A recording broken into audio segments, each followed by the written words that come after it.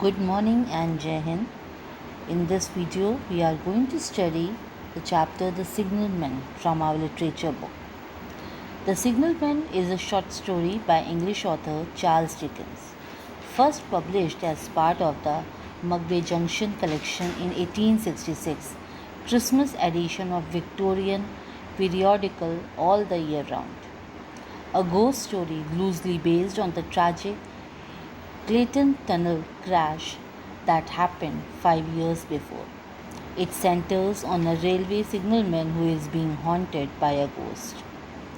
Every appearance of the ghost precedes a tragic event on the railway he works on, while normally his fellow signalmen alert him of danger. 3 times he receives phantom warnings of danger followed by the appearance of ghosts and inevitably a tragedy on the rails. The darkly haunting tale, The Signalman, explores themes of fate, solitude, and plight of the working class in Victorian England. The Signalman opens the narrator calling out into a railway cutting. The signalman is standing on the railway below, does not look up, but instead turns and stares into the railway tunnel he is monitoring. As the narrator calls down and asks permission to come down, the signalman seems reluctant. The railway hole is cold, dark, and gloomy.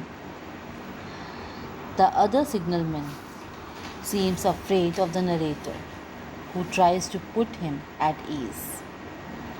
The signalman feels he has seen the narrator before, but the narrator assures him this is impossible. The signalman is reassured and welcomes the narrator into his small cabin, where they talk about the signalman's work.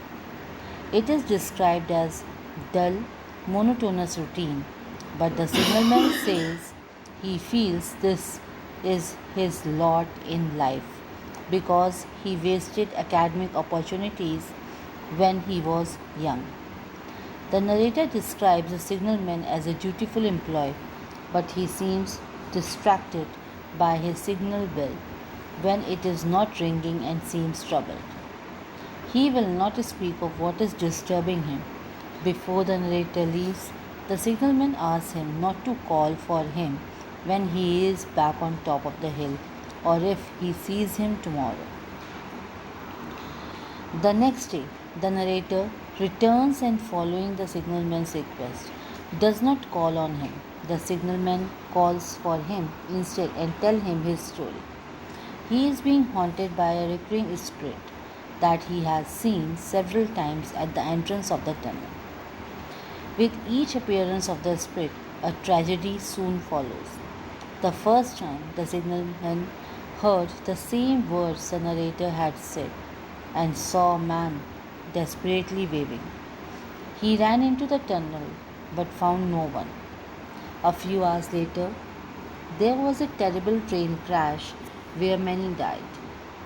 The second time, the figure was silent, with both hands held over his face in mourning. Then a young woman died aboard a passing train. The signalman says he has seen the figure several times over last week.